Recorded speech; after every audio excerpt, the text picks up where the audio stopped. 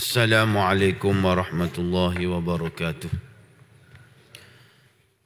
A'udzu billahi minasy syaithanir rajim. Bismillahirrahmanirrahim. Alhamdulillahi rabbil alamin.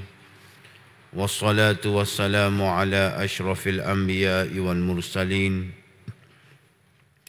Sayyidina Muhammadin wa ala alihi wa sahbihi ajma'in. Subhanaka la ilma lana illa ma 'allamtana innaka antal alimul hakim. Wa la hawla wa la quwwata illa billahil aliyyil azim. Allahumma inna nas'aluka ilman nafi'a wa nas'aluka rizqan thayyiban wa nas'aluka 'amalan mutaqabbala. Allahumma inna na'udzu bika min ilmin la yanfa' wa qalbin la yakhsha' wa 'amalin la yurfa' wa du'a'in la yusma'. Allahumma la tu'akhidhni bima yaqulun waj'alni khairan mimma yazunnun wala Allahumma ja'alna khairan mimma yazunnun. Amma ba'd. Alhamdulillah, syukur pada Allah Subhanahu wa taala kita dapat bersama-sama pada pagi ini untuk kita sama-sama menambahkan ilmu pengetahuan, untuk kita sama-sama menambahkan keyakinan kita kepada agama kita. Mudah-mudahan pertemuan kita ini diberkati dan juga dirahmati oleh Allah Subhanahu wa taala. InsyaAllah pada pagi ini kita akan sama-sama berkongsi ilmu berkaitan dengan fiqh jenayah syar'iyah. Fiqh jenayah syar'iyah, hukum-hukum jenayah mengikut Islam. Jadi pada pagi ininya Amba akan bermula dengan hukum yang ada dalam kitab Amba ni, iaitu kita belajar berkaitan dengan buruh. Berkaitan dengan buruh. Buruh ni maksud dia pemberontak. Dalam hukum fiqh, ulama-ulama kita meletakkan satu hukum berkaitan dengan pemberontak, ataupun kita panggil buruh.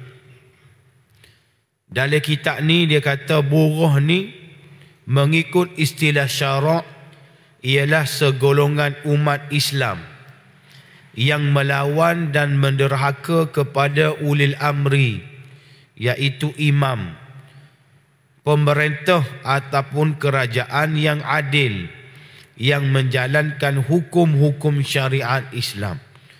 Itu definisi buruh ataupun pemberontak.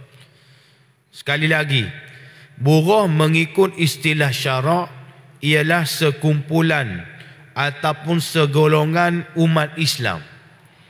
Bukan orang kafir ni, tetapi segolongan umat Islam yang melawan dan menderhaka kepada ulil amri, iaitu imam ataupun pemerintah ataupun kerajaan yang adil yang menjalankan hukum-hukum syariat Islam. Itu maksud buruh ataupun pemberontak dalam agama kita. Okey. Seterusnya dia sambung sini pula, dalam sesebuah negara yang berdasarkan hukum-hukum Islam, penderhaka yang wajib diperangi adalah tertakluk di bawah syarat-syarat berikut. Dia kata dalam sebuah negara kita ni, negara yang berdasarkan kepada hukum-hukum Islam ni, penderhaka ni wajib diperangi, pemberontak ni wajib diperangi. berdasarkan kepada syarat-syarat berikut. Yang pertama, mereka telah mempunyai kekuatan dan yang telah berterus terang secara terbuka menentang pemerintah ataupun kerajaan ataupun pemimpin yang adil. Maknanya sekumpulan orang Islam ni dia sudah ada kekuatan tersendiri dan secara terus terang tidak berselindung untuk menentang pemerintah ataupun kerajaan ataupun imam yang adil. Yang kedua, mereka yang telah keluar daripada takbiran ulil amri dan telah membentuk pemerintah ataupun kerajaan yang lain dan telah melantik seorang imam yang lain pula. Maknanya dia ada organisasi dan dia ada ketua, dia ada orang panggil struktur bagi organisasi dia. Dan pula secara terang-terang dia isytihar, ni ketua dia, ni pula kerajaan dia. Maknanya orang tahu belaka secara umum. Bukannya ada harakah sirriyah, tidak. Bukannya ada organisasi tersembunyi, tidak. Tetapi terus terang kumpulan ini mempunyai organisasi mereka. Yang ketiga, terdapat pada mereka kekeliruan kefahaman di mana mereka menganggap bahawa mereka boleh keluar daripada kawalan dan juga tadbiran imam. Maknanya mereka ni sudah keluar daripada mentaati dan mematuhi ulil amri yang ada pada masa itu. Bagi mereka, mereka boleh derhaka, mereka boleh untuk tidak taat kepada arahan-arahan ulil amri ataupun pemerintah dalam sesebuah negara tadi. Seterusnya, setelah diajak berunding dengan bijaksana sebagaimana yang telah dilakukan oleh Khalifah Ali bin Abi Talib terhadap Ahlu Jamal dan juga kaum Khawarij. Maksudnya kerajaan pada masa itu kerajaan yang sah lah. Panggil wakil dia ke ataupun pok-pok dia ke, mari bincang. Ada masalah gapo, ada tak puas hati mana, ada tak betul mana.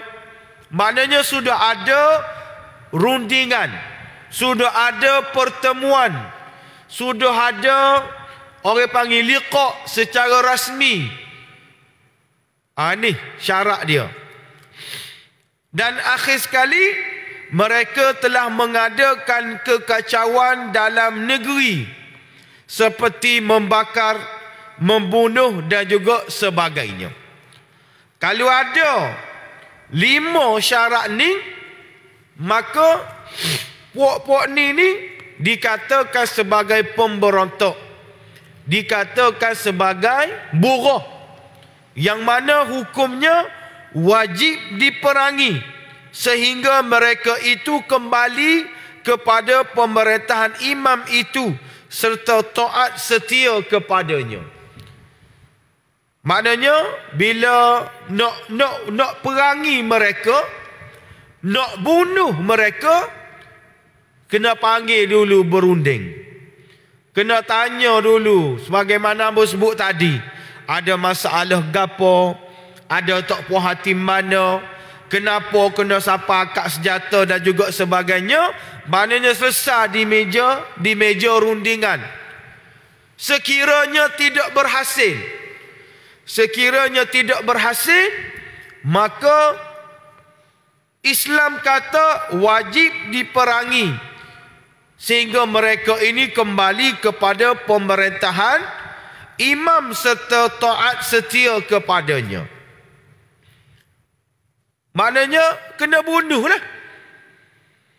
Sekiranya tak say kembali, tak say keluar daripada kumpulan buruh tadi, maknanya kena perangi. Okey. Setelah berunding,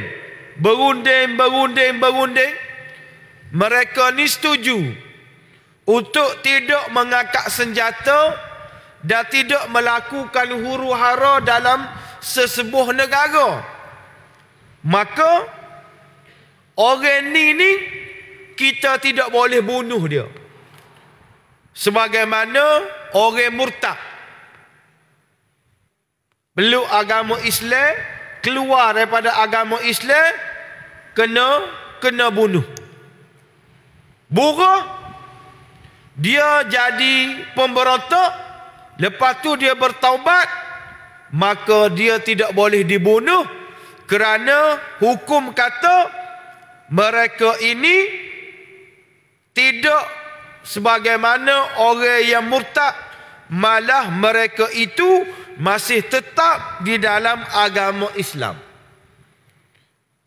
Tetap berada dalam agama Islam. Tidak boleh dihukumkan orang yang murtad. Tak boleh bunuh. Dah mu ni buruh, dah ni mu ni pemberontak, tiba-tiba dia bertaubat, maka mu ni asalnya pemberontak, bangun dan juga bangkit nak jatuh kerajaan Islam, kerajaan yang adil, maka mu kena bunuh. Tak boleh. Islam kata kita tak boleh nak bunuh dia. Sebab apa? Sebab dia masih lagi orang Islam.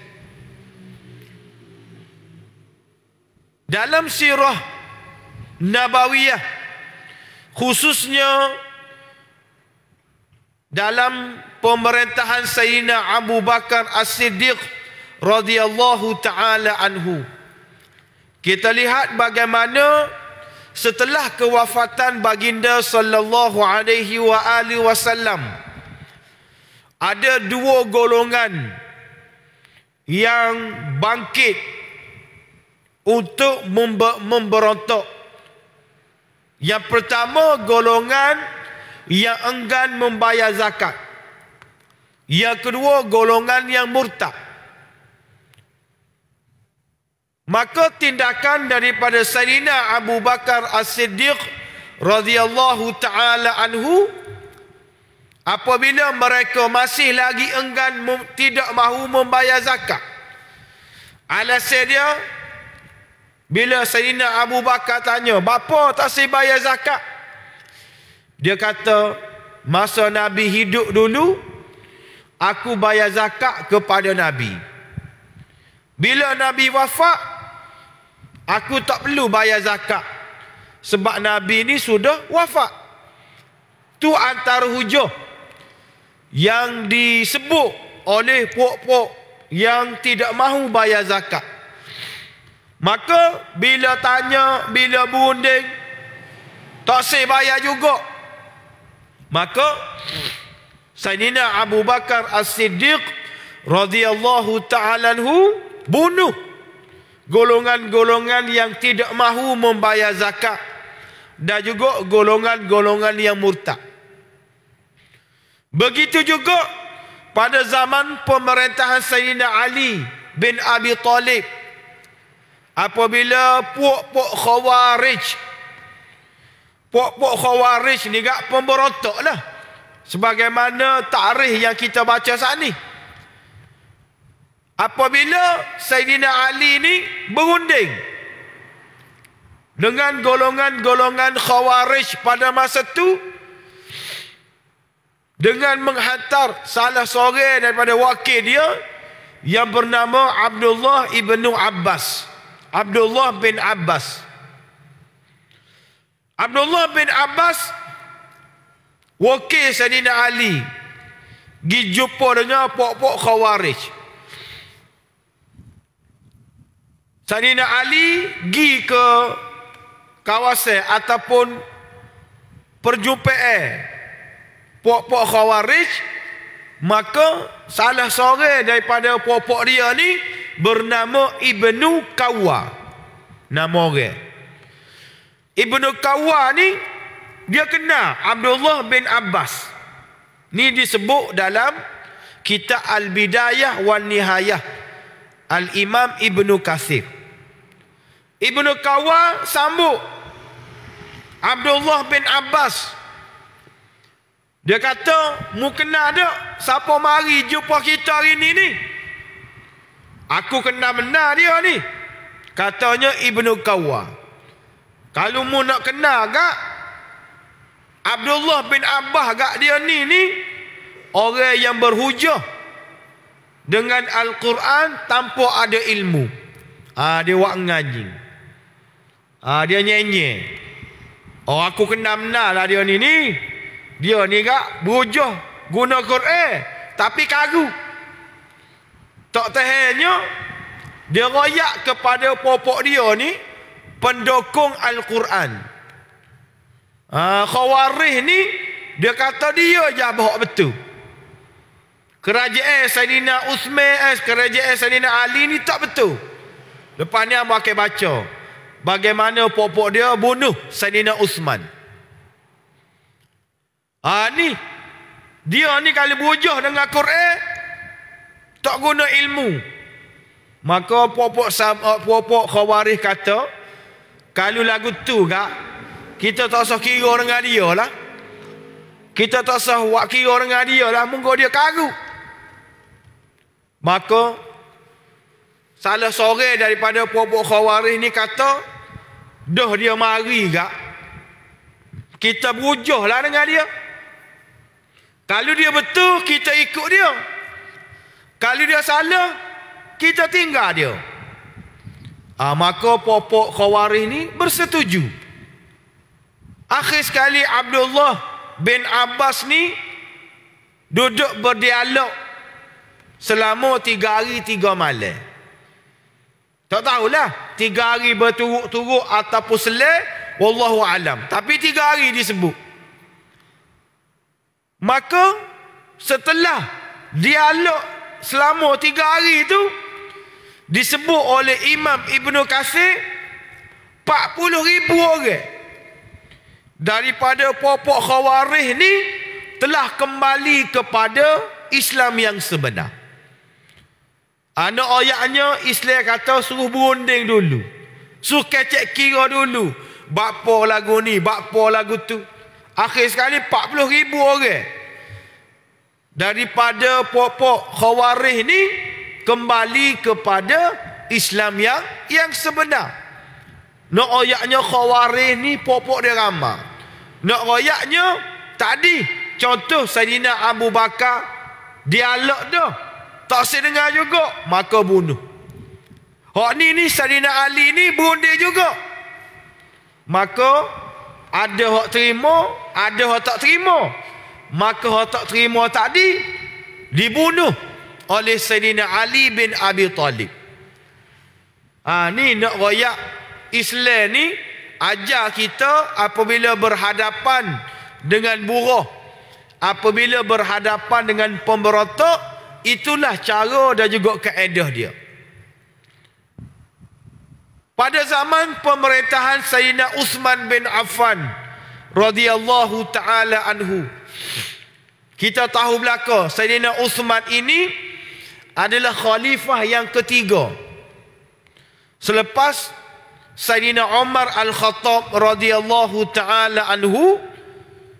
Maka Sayyidina Umar minta kibarus sahabah bermesyuarat untuk pilih siapa yang akan menggantikan beliau.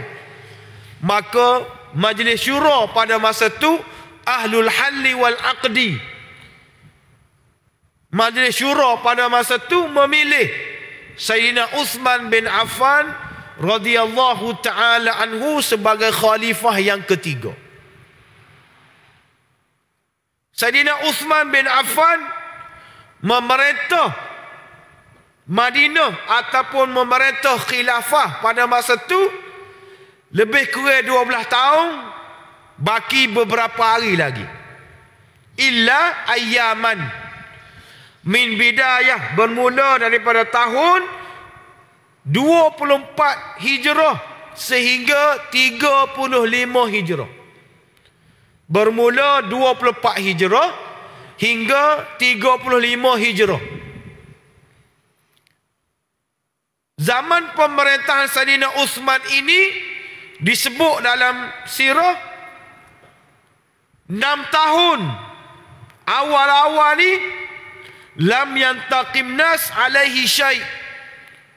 Rakyat-rakyat hidup dalam keadaan aman, sentosa. Tak ada masalah. Tak ada gapo-gapo 6 tahun pertama pada zaman pemerintahan Sayyidina Uthman bin Affan. Tetapi selepas daripada 6 tahun tadi, bermulalah titik-titik permulaan bagaimana berlakunya huru-hara yang sangat dahsyat yang menyebabkan Sayyidina Uthman bin Affan telah dibunuh oleh sekumpulan orang Islam. Ni nak ayat buruh ni. Disebut dalam kitab yang membawa ni Al-Khulafa'ur Rashidun Bainal Istikhlaf wal Istishhad, karangan Dr. Salah Abdul Fattah Al-Khalidi.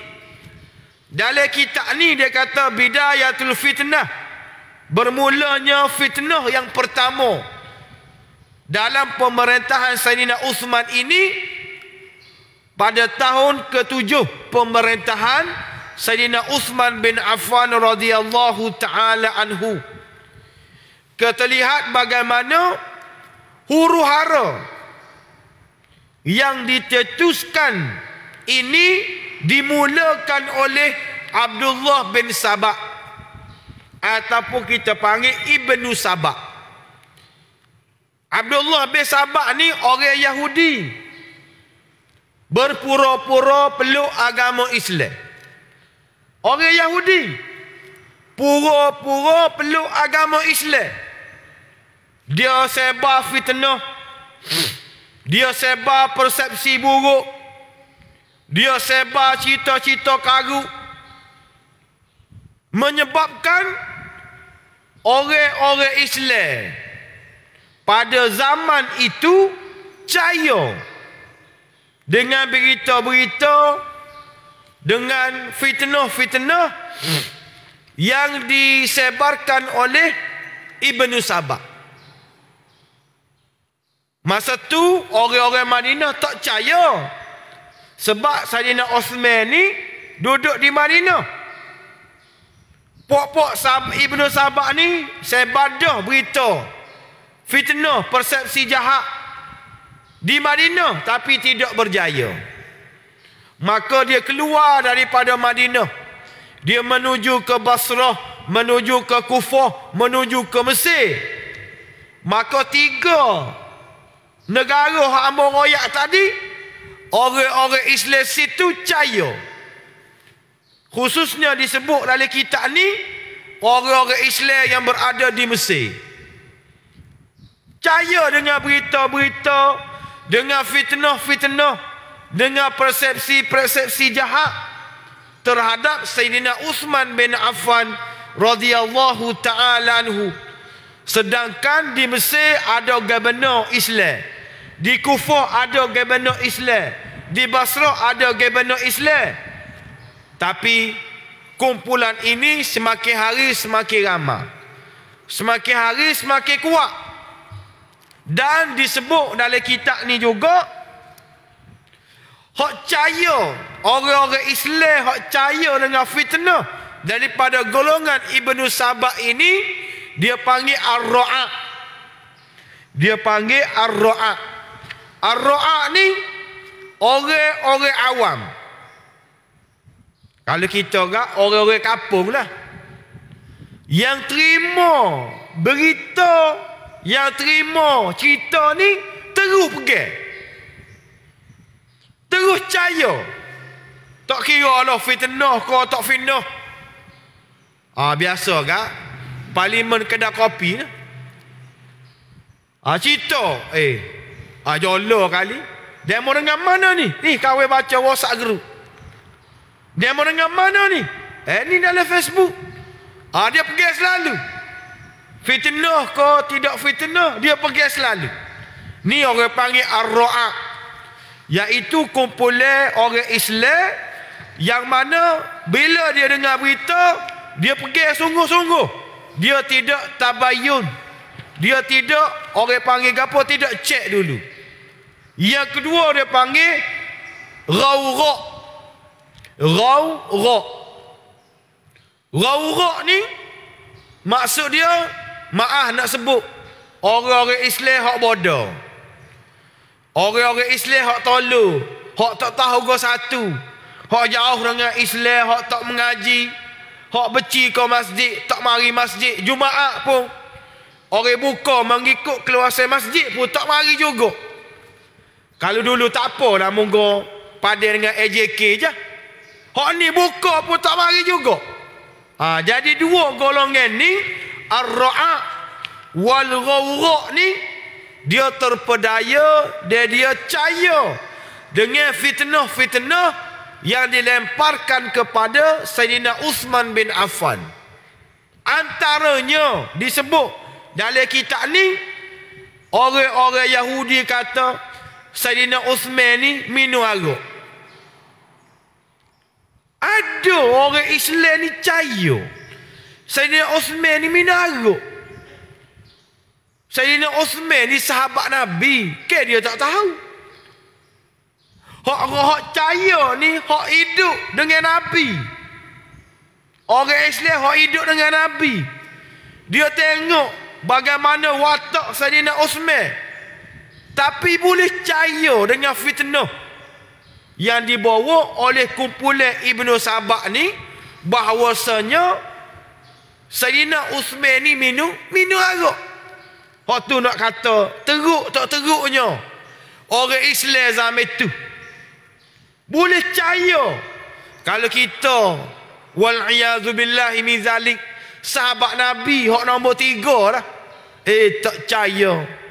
Tapi ujian Allah Ta'ala kepada orang Islam pada masa tu, dia boleh percaya Sayyidina Uthman ni minum arak.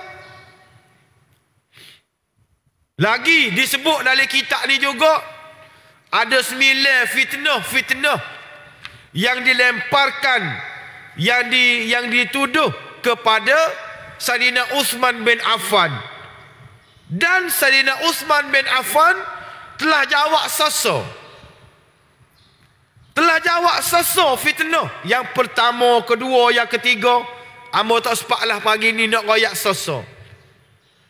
Dan jawapan yang diberikan oleh Sayyidina Uthman ni diperakui oleh sahabat-sahabat Nabi yang berada di masjid.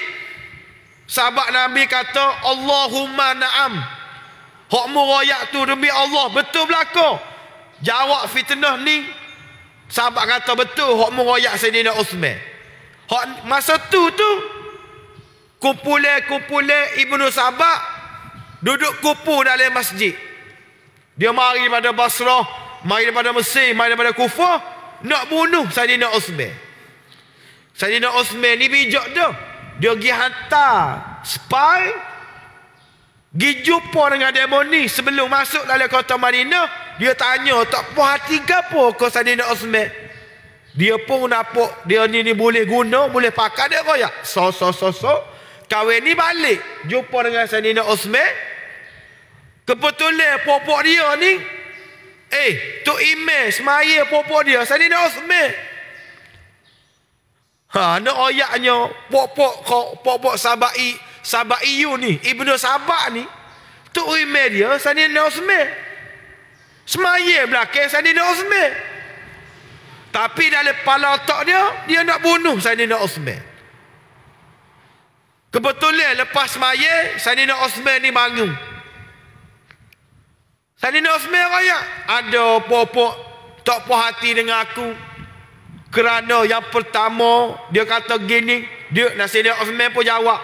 Sahabat kata betul hak meroyak Sayyidina Osman. Itu adalah fitnah. Sayyidina Osman jawab pula fitnah yang kedua. Betul. Jawab pula yang ketiga. Jawab. Sahabat kata betul berlaku. Hak mu jawab tu betul. Dan apa yang dibawa oleh popok ni fitnah berlaku.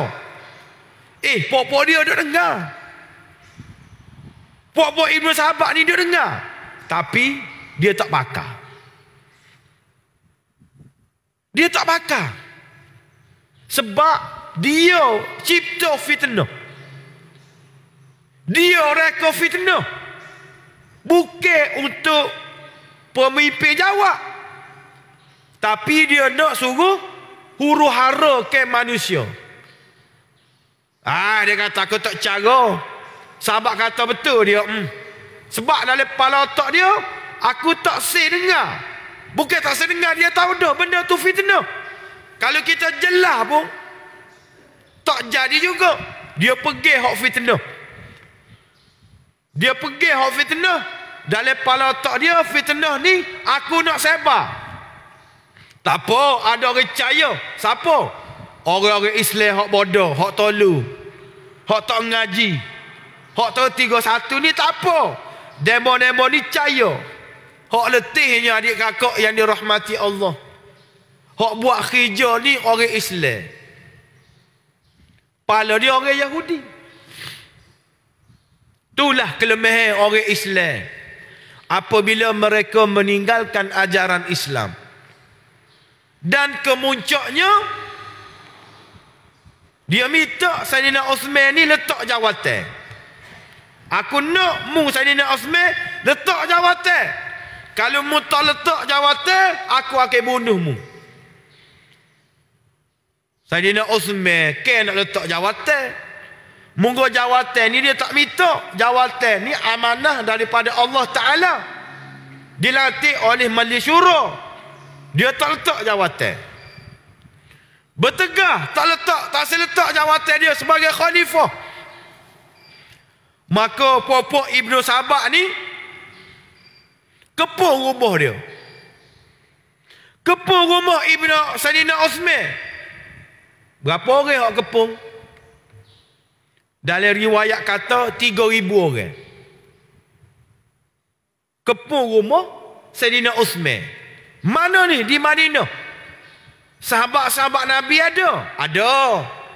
Tapi tak ramai. Sebab pok-pok Ibnu Sahabat ni dia bijak. Kita kena ingat. Musuh-musuh Allah Ta'ala ni dia bijak.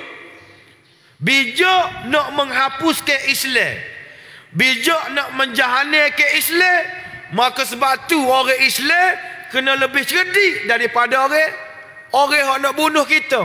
Orang yang nak merosakkan kita. Dia pilih musim haji.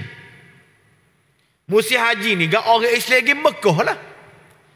Jadi gak tak ada mana orang di Madinah. Lepas tu pula masa tu Sayyidina Osman pergi hantar orang-orang Islam ni supaya berdakwah ke negara-negara lain. Sebab wilayah Islam pada masa tu luas. Sayyidina Umar buka situ, buka sini. Orang-orang Islam tak tahu perancangan Ibnu Sahabat ni. Bila ramai hak tu tinggal ratus-ratus je sahabat Nabi ni, maka dia mari kepung rumah Sayyidina Osman. 3,000 orang kepung. Dan sahabat-sahabat Nabi ni nak akad senjata, nak perang dengan popok ni. Tapi Sayyidina Osman kata, jangan.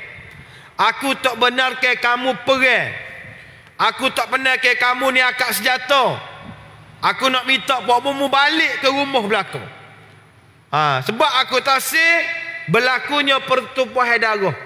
Maka baliklah sahabat-sahabat Nabi ni balik. 40 hari dia kepung. Masa tu Sayyidina Osman ni umur berapa? 83 tahun. Allah, 83 tahun ni kak. 3,000 orang kepung. Noyaknya, jahatnya orang Islam pada masa tu. Ibnu Sahabat duduk lain. Orang Islam daripada Mesir, daripada Kufah, daripada Basrah, hok jadi Wa'yid Ibnu Sabah, Wa'yid Yahudi nak bunuh Saidina Uthman. 40 hari dia kepung. Tak bagi makanan, tak bagi minuman. Siapa ke Uthman kata mu ni lebih pada orang kafir lagi. Orang kafir pun dia kepung orang bagi juga makan minum. Mu lebih pada orang kafir lagi. Mu ni orang Islam. Katanya Saidina Uthman. No ayatnya jahatnya orang Islam pada masa tu. Kepung punya kepung. Cukup 40 hari. Dia masuk dalam rumah Saidina Uthman. Dia bunuh Saidina Uthman. Masa tu hari Jumaat. Saidina Uthman puasa. Dia Saidina Uthman baca Quran. Masuk, bunuh Saidina Uthman. Dalam rumah tu, Saidina Uthman dengan isteri dia yang bernama Nailah. Dia popok Ibnu Sabah ni cuba untuk membogelkan Nailah. Tetapi khodam ataupun orang gaji bernama Najih, dalam kitab ni sebut Najih, dia berjaya membunuh salah seorang daripada pemberontak tadi. Yang setelah dia bunuh Saidina Uthman, dia nak membogelkan isteri Saidina Uthman, maka orang gaji tadi bunuh, mari orang lain bunuh. Akhir sekali 3 orang hok mati. Saidina Uthman, dia 2 orang. Orang panggil orang gaji dia. Nak ayatnya jahat tak jahatnya pemberontak pada masa tu. Dan kematian Saidina Uthman ini ditangisi oleh semua orang Islam pada masa tu. Semua marah belaka.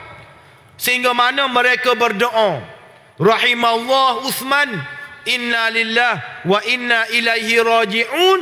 Dan mereka ni berdoa supaya mereka ini dilaknat. Allahumma damhum wakhzihum wakhzulhum thumma khudhum. Ya Allah, ya Tuhanku, bagilah penyesalan kepada mereka, hinakanlah mereka, bagi keburukan kepada mereka dan hancurkan mereka. Dan Allah Ta'ala makbulkan doa sahabat-sahabat Nabi ni.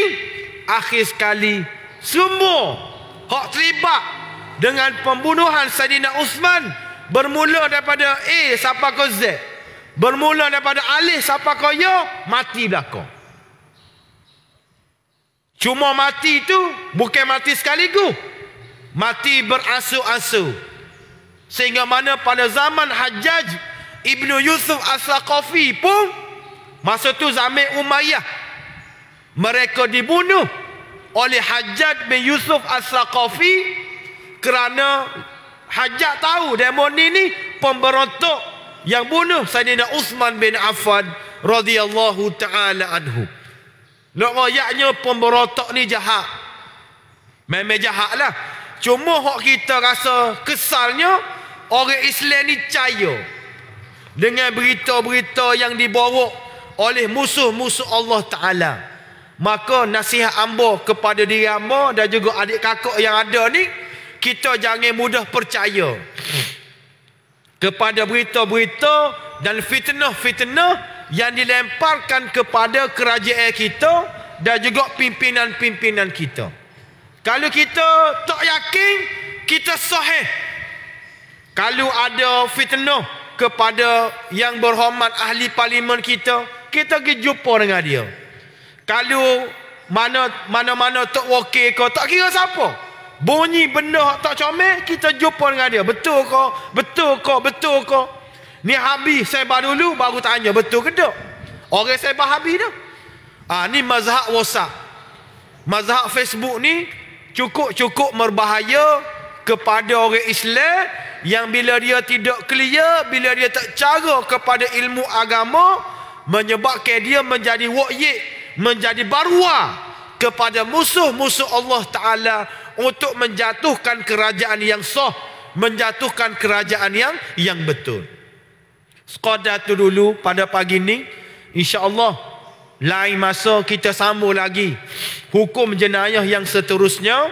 Pagi ni kita start dengan pemberontak. InsyaAllah lepas pada ni kita baca hak lain lagi insyaAllah.